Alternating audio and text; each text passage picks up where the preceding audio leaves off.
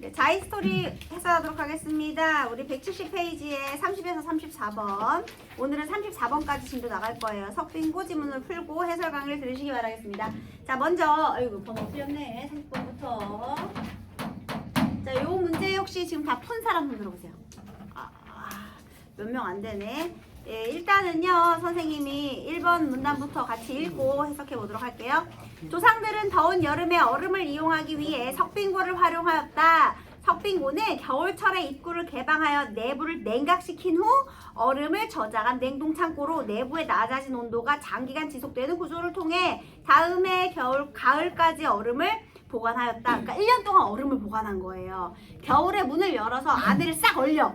그 다음에 문 닫고 가을까지. 이렇게 한마디로 아이스박스 되겠습니다. 석빙고에서 얼음을 어떻게 보관할 수 있었는지 알아보자. 아하, 첫 번째 문단에서 무슨 내용 얘기했냐면요.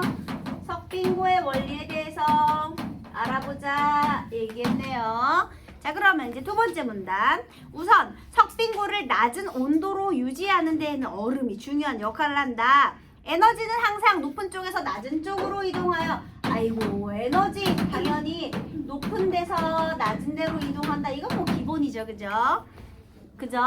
예, 그래서 이동하여 평형을 이루려고 하고 에너지는 항상 평형 상태를 이루려고 하죠. 에너지의 이동은 물질의 온도를 변화시킨다. 에너지가 이동하면 온도가 변화한다. 아우, 당연한 소리가 되겠습니다. 뜨거운 거랑 차가운 물체가 같이 있으면 뜨거운 쪽에서 에너지가 옮겨가고요. 중간 정도 해서 온도가 변화하겠죠. 그 다음에 하지만 물질이 고체, 액체, 기체로 변화하는 상태 변화가 일어나는 동안 온도는 변하지 않고, 자, 그런데요. 상태 변화. 얘들아, 상태 변화라는 거 알죠? 고체가 액체가 되고 액체가 기체가 되고 기체가 액체가 되고 액체가 고체가 되는 상태 변화가 일어나는 동안에는요. 온도는 변하지 않아요. 자, 에너지가 높은 데서 낮은 데로 이동해서 온도 차이가 나면 당연히 이동을 하고 온도도 변화해요. 그런데 상태가 변화하는 기간에는 온도가 변화하지 않고 물질이 주변에서 에너지를 흡수하거나 주변으로 방출하는데 이때 에너지를 수문열이라고 한대요. 한마디로 그 에너지가 온도 변화에 쓰이지 않고 상태 변화에 쓰이는 거죠. 온도를 변화시키는 데 쓰이지 않고 상태를 변화시키는 데 쓰여요. 그래서요. 에너지를 흡수하거나 방출, 주변 온도를 이용하는 거죠. 수문열. 주변 에너지를 흡수하거나 또는 방출하는 것. 이렇게 되겠습니다. 예를 들어 얼음이 녹아 물이 될 때는 주변에서 융해열을 흡수하고, 자, 얼음과 물이 있어요. 그런데 자, 얼음에서 물이 될 때, 즉 물은 어떻게 한대요? 물은 융해열을, 얘들아, 선생님 응고하고 융해도 가르쳐야 돼? 아니죠? 녹는 게 융해죠. 그쵸? 얼음에서 물로 갈 때. 그러면 융해열을 당연히 흡수해야 되고요. 너무 당연한 소리를 해서 너네도 웃기지, 그지? 쉽지? 예, 그래요. 융해열을 흡수하고 거꾸로 같은 양의 물이 얼음이 될 때는 같은 양의 응고열을 방출하게 됩니다. 그쵸? 열을 방출하죠. 여러분, 예, 그래요. 그래서 드라이아이스 만지면 화상 입는 거예요. 그러므로 같은 양의 0도씨 얼음보다 0도씨 물이 더 큰 에너지를 갖게 되는 것이다. 왜 물이 더 에너지가 크죠? 열을 흡수했으니까 얘가 더 에너지가 크지. 이해됐어요? 근데 여기서 중요한 포인트가 있죠. 지금 상태 변화 중이죠. 이게 상태 변화 중이잖아. 온도 변화는 있다 없다? 없다. 왜냐하면 상태 변화에 에너지가 쓰여서 그래. 근데 에너지로 따지면 물의 에너지가 더 큰 거죠. 얘는 에너지가 물보다는 작고. 그게 포인트야. 요거 아마 요거만 했으면 아마 여러분 다 맞췄을 거예요. 이 상태 변화가 하는 동안에는 온도 변화가 없다. 이게 포인트였어요. 예, 그 다음에요. 석빙고 안에서 얼음이 상태 변화가 일어날 때 더 큰 에너지를 가진 물질로부터 에너지를 전달받을 수밖에 없게 된다. 자, 얼음이 이제 상태 변화를 일으킨다는 거 얼음이 물이 된다는 얘기겠죠? 그런데 주변으로부터 얘는 얼음이 이제 물이 될 때, 그럼 물이 되는 거잖아요? 그럼 물이 되려면 융해를 흡수해야 돼요. 그쵸? 네. 그런데 아까 에너지 높은 데서 낮은 데로 이동한다며 이런 말이 있었잖아요. 그러니까 주변에서 에너지를 전달받을 수밖에 없다. 따라서 주변 공기로부터 에너지를 흡수하여 일부의 얼음이 물이 되면서 주변 공기는 차가워진다. 왜냐하면 여기서 융해열을 흡수해야 되는데 이거 어디에서? 주변 공기로부터 흡수하기 때문에 공기가 차가워진다. 이렇게 되는 거죠. 차가워져요. 이는 다른 얼음을 녹지 않을 수 있게 한다. 이 과정에서 생긴 물은, 그러면 이제 물이 생겼잖아요. 근데 만약에 물을, 상태 변화가 일어나는 동안은 그렇거든요. 근데 이제 상태 변화가 끝났어. 이제 그냥 물이 됐다고 해봐. 얼음에서 물이 되는 동안의 상태 변화를 말하는 거거든요. 지금 우리는요. 근데 이제 변화가 끝나고 물이 됐어. 그러면 이제 이 물이 얼음보다 온도가 낮아지겠죠. 높아지겠죠, 여러분. 물의 온도가 높겠죠. 상태 변화가 일어나는 동안에는 변화가 없었지만 상태 변화 끝나고 나면 녹았으니까 온도가 올라갈 거 아니에요. 그럼 만약에 얼음하고 물을 붙여놓으면 어떻게 될까? 에너지가 높은 데서 낮은 데서 이동하면서 온도가 변화하니까 물에서 얼음으로 이동하고 얼음이 또 온도가 올라가겠지. 그러면서 녹겠지, 얘들아. 그치? 그래서 이 물을 빨리 처리를 해야 돼요. 그래서 이 과정에서 생긴 물은 빨리 제거되어야 하므로 석빙고 바닥을 경사면으로 만들어 물이 원활하게 배수되도록 하였다. 그래서요, 저기 막 그림이 있잖아요. 근데 처음에 이렇게 석빙고 이렇게 출입구가 있을 거예요. 바닥에 경사면을 만들어요. 여기가 출입구가 아니라 여기가 출입구. 여기가 출입구예요. 경사면을 만들어서 물을 절로 내보내는 거야. 경사면. 겨울에는 여기 출입구를 열어놓겠죠. 그래서 추워지게 해. 그 다음에 이렇게 하고 여기에는 아무튼 이런 식으로 여기 이제 얼음이 쌓여져 있는데 여기 이렇게 경사면으로 물이 흘러가게 한대요. 여러분 기억의 이유로 가장 적절한 거 찾아보겠습니다. 우리 지금 아직 못 풀었던 친구들 빨리 풀어보세요. 몇 번이게요? 왜 물을 빨리 제거해야 될까? 물이 얼음으로부터 에너지를 전달받아 얼음을 녹이기 때문이다. 어떤 게 틀렸죠? 얼음으로부터 에너지를 전달받는다가 틀렸죠. 왜냐면 에너지는 높은 데서 낮은 데로 가기 때문에. 그죠? 반대로 돼야 돼요. 그 다음에 에너지가 높은 쪽에서 낮은 쪽으로 이동하는 것을 물이 방해하는 게 아니라 물의 에너지가 얼음으로 이동하기 때문에 안 돼요. 물이 상태 변화가 시작돼요. 석빙고 내부의 온도를 상승시킨다. 물의 상태 변화 아니죠. 그 다음에 상태 변화가 일어나 생긴 물이 얼음보다 더 큰 에너지를 가지고 있기 때문에 에너지가 높은 데서 낮은 데로 이동해서 얼음으로 에너지가 이동해서 온도가 올라간다. 괜찮다. 이게 정답이네. 4번입니다. 그 다음 물이 내부 공기와 에너지 평형을 이루어 변화시킬 수 없다. 말도 안 되는 소리고요. 그래서 정답이 4번이었습니다. 이게 좀 몇 단계를 건너뛰어서 생각을 해야 되기 때문에 조금 어려울 수 있었어요. 자, 그 다음에 여기서 이제 경사면을 했던 이유는 이런 이유가 있었고요. 또 내부를 차갑게 만들고 최대한 밀폐된 구조를 만들더라도 석빙고는 외부와 에너지 및 공기를 주고받아 내부의 온도는 올라갈 수밖에 없다. 또 이제 이 외부에서 오는 열을 차단해야 되겠죠. 그래서 이를 해결하기 위해 석빙고 찬장의 상단에 통풍구를 설치하였대요. 자, 여기 통풍구. 우리 뜨거워진 공기가 위로 올라간다는 상식은 뭐 누구나 초딩들도 알 거야. 그죠? 공기와 같은 유체는 온도가 올라가면 분자 사이의 거리가 멀어지면서 밀도가 낮아져 에너지를 동반하 위로 올라가죠. 퉁퉁퉁퉁 튀면서 위로 올라가요.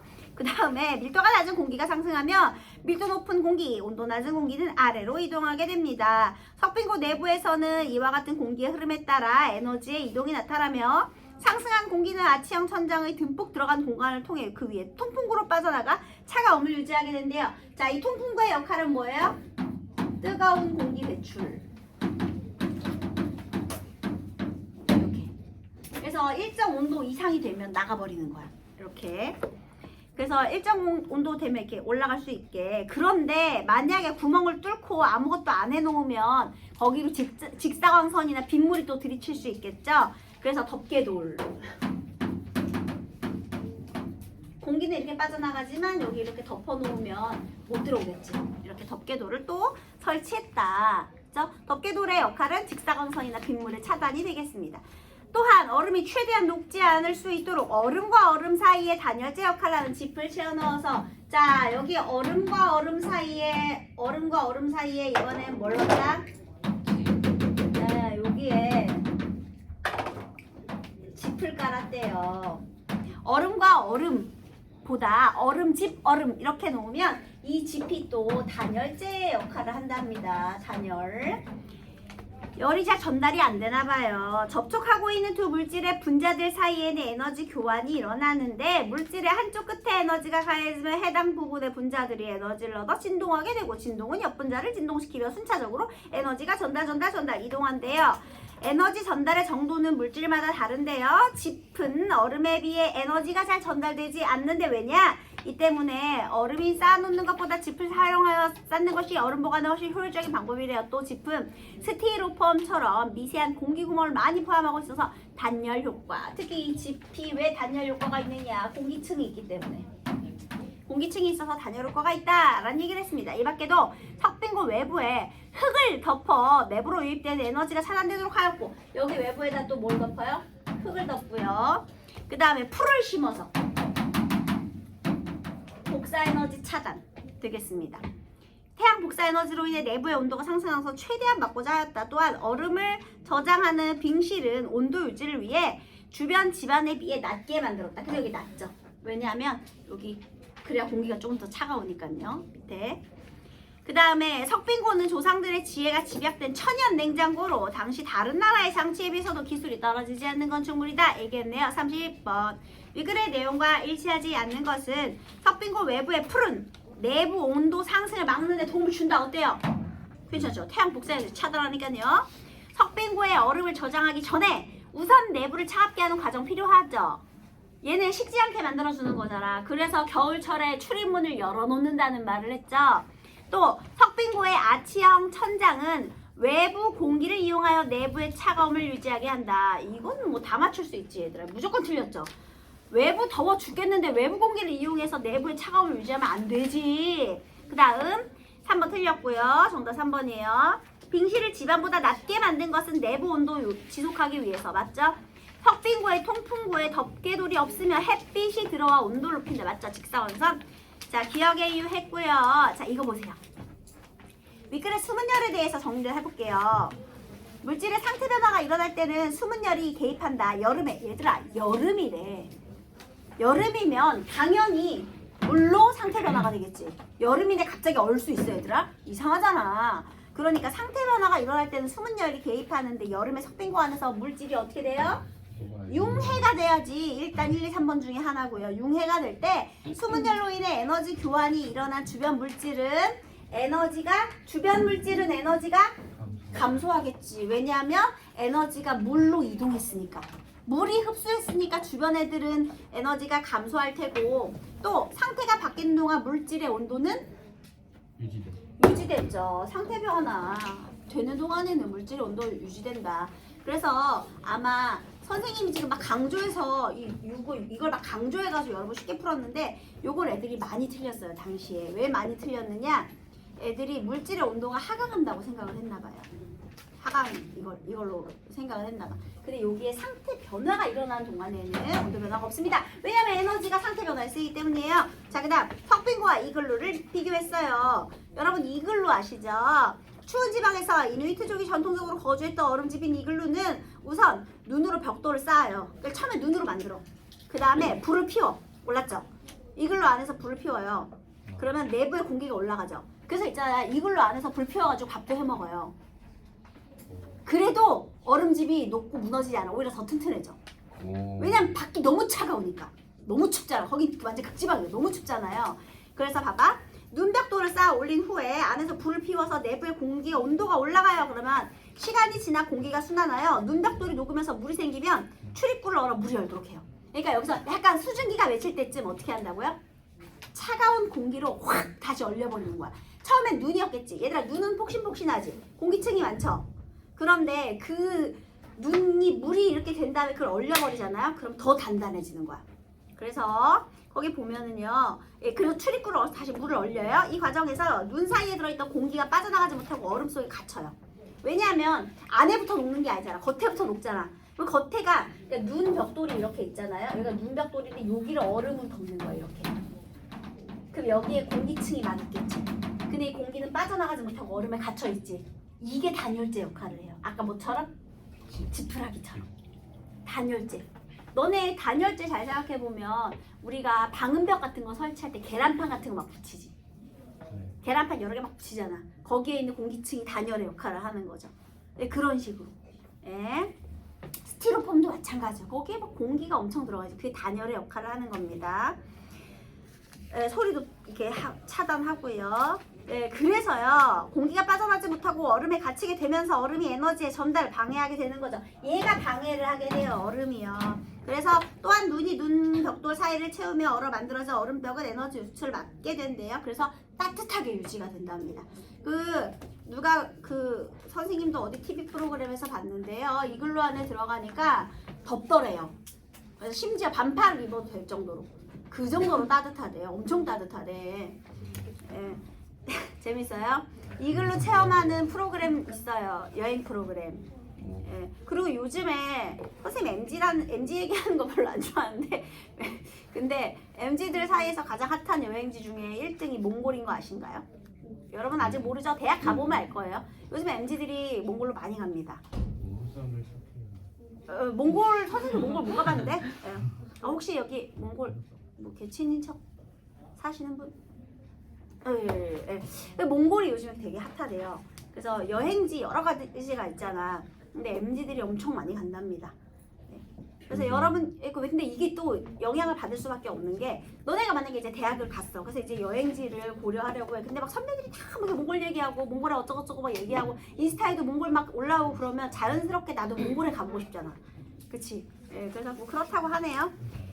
자, 그 다음 1번 B의 얼음벽은 A의 외부 흙과는 달리 외부로의 에너지 유출을 막기 위한 것이겠군. 자, 얼음벽은 봐봐.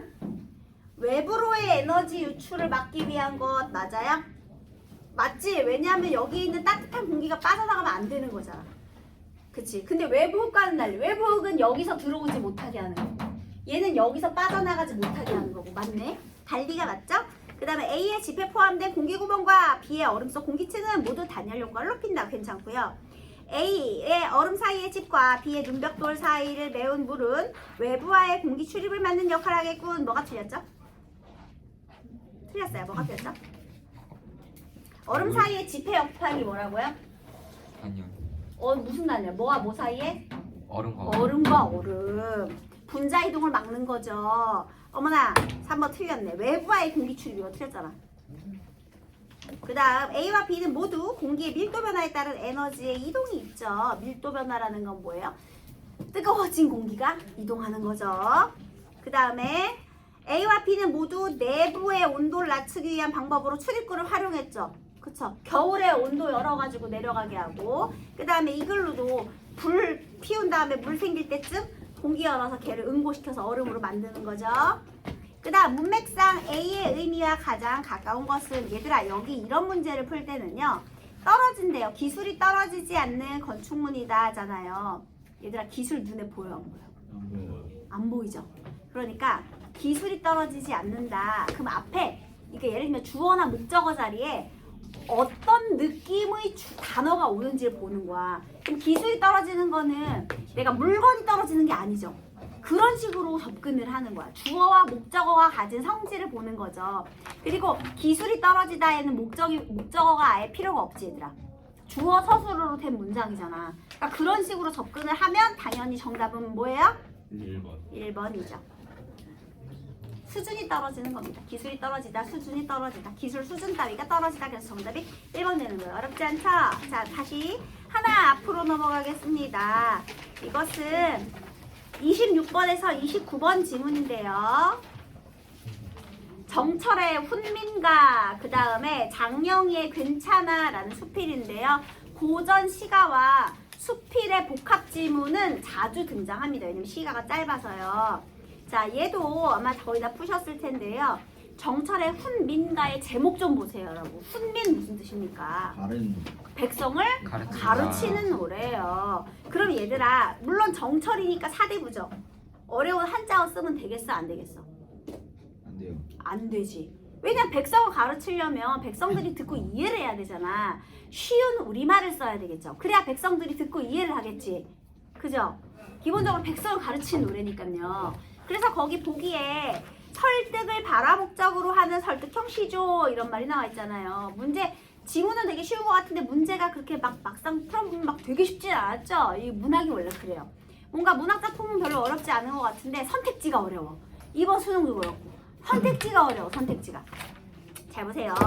1수는 이거 뭐에 대한 내용이야? 한 글자로 말해봐. 네. 효. 유교적 덕목 중에 효. 그 다음에 7수는 뭐야?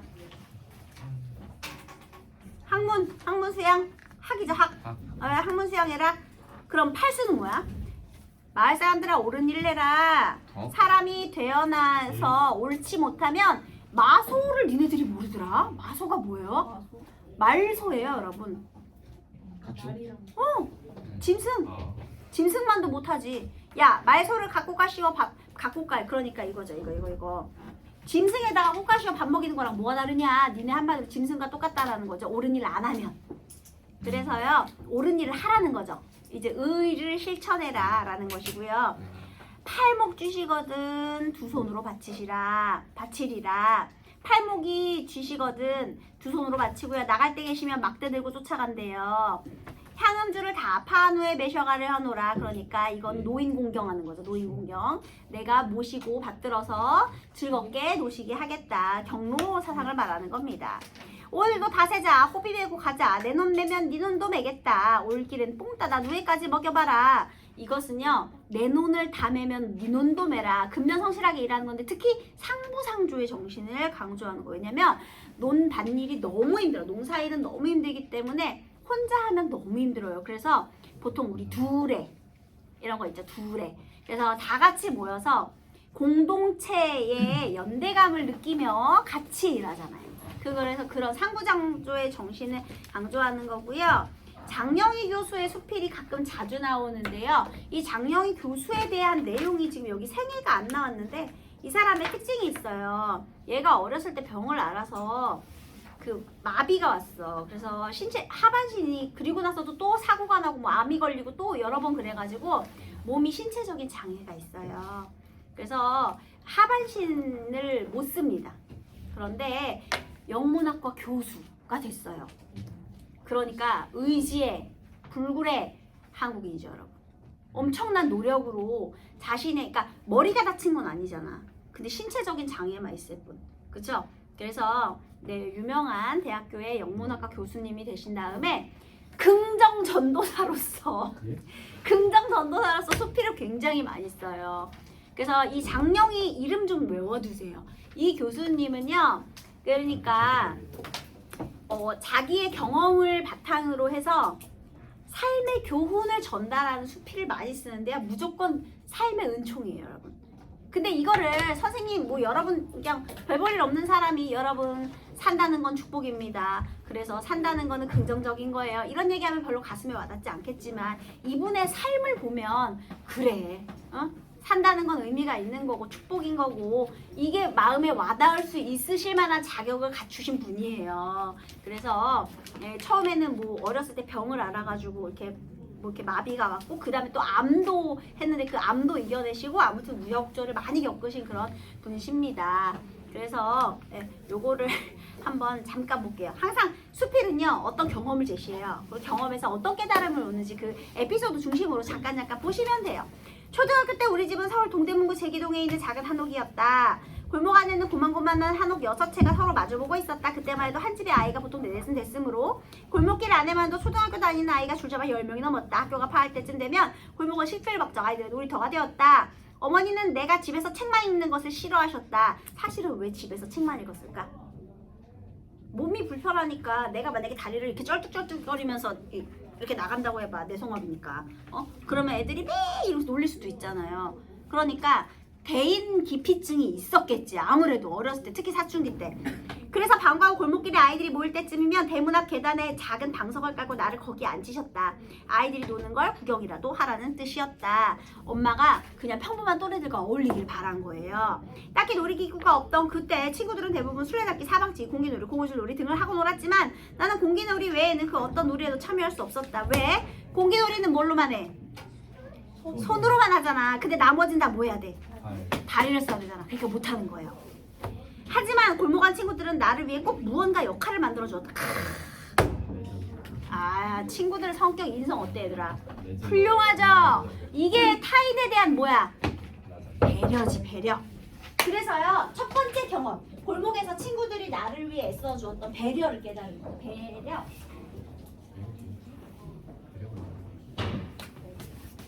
네, 그래서 배려를 깨달았다. 지금 배려에 대한, 타인을 배려하는 마음에 대한 얘기를 하고 싶은 거예요. 이 너무 착하네.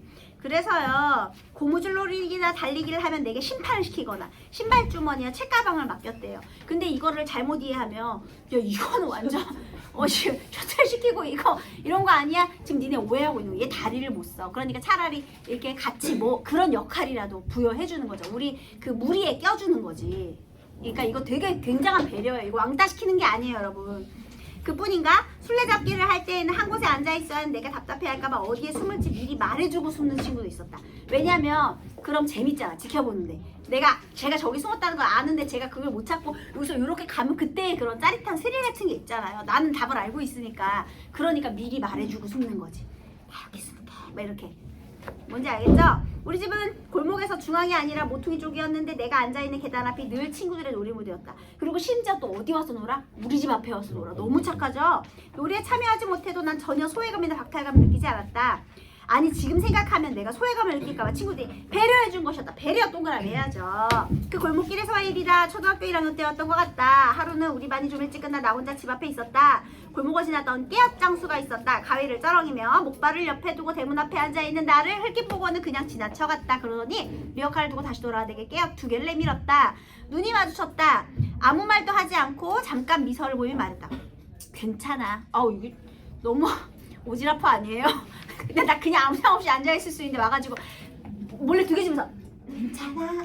네, 좀 그렇죠. 뭐가 괜찮다는 건지 몰랐다. 돈 없이 깨앗을 공짜로 받아도 괜찮다는 것인지 목발을 짚고 살아도 괜찮다는 말인지. 하지만 중요하지 않다. 중요한 것은 내가 그날 마음을 정했다는 것이다. 이 세상은 그런 대로 살만한 곳이라고. 좋은 친구들이 있고 선의와 사랑이 있고 괜찮아 라는 말처럼 용서와 너그러움이 있는 곳이라고 믿기 시작했다는 것이다. 여기는 뭐 이 괜찮아의 의미는 뭐겠니? 너그러움을 다른 말로 하면 너 평범하고 열심히 평범하게 살아도 괜찮아. 격려해 주는 거죠. 아픈 거 아무것도 아니야. 너 그냥 열심히 살아도 괜찮아. 별거 아니야. 신체적인 장애 있는 거 괜찮아. 너 살만한 자격이 있어. 이거 격려죠. 그러니까 이 사람이 깨달은 경험을 통해서 여러분에게 전달하고 싶은 내용은 뭐예요? 배려와 격려 되겠습니다. 그래서 이제 괜찮아를 시작할 수 있다는 희망의 말이 되겠습니다. 역시 희망전도사다운 표현이었죠. 네. 참고로 있잖아요. 논리적인 전략에서요. 유추는요, 여러분. 비슷한 속성을 유추하는 거니까 비유하기라고 생각하시면 돼요. 유추라는 말은 비유야, 비유. 그러면 봐봐. 1번 선택지 봐봐. 28번에 1번만. 은덕을 하늘에 빗대는 것이라는 거. 은덕도 끝이 없고 하늘도 끝이 없죠. 그러면 얘는 권위에 의존하기가 아니라 뭐야? 유추가 되는 거죠. 그리고 권위에 의존하기는 고전, 경전, 그러니까 맹자, 공자 그런 경전에서 끌어오는 거라고 했으니까 얘는 안 되는 거예요. 네, 여러분 30 거기 4번까지만 풀면 됩니다.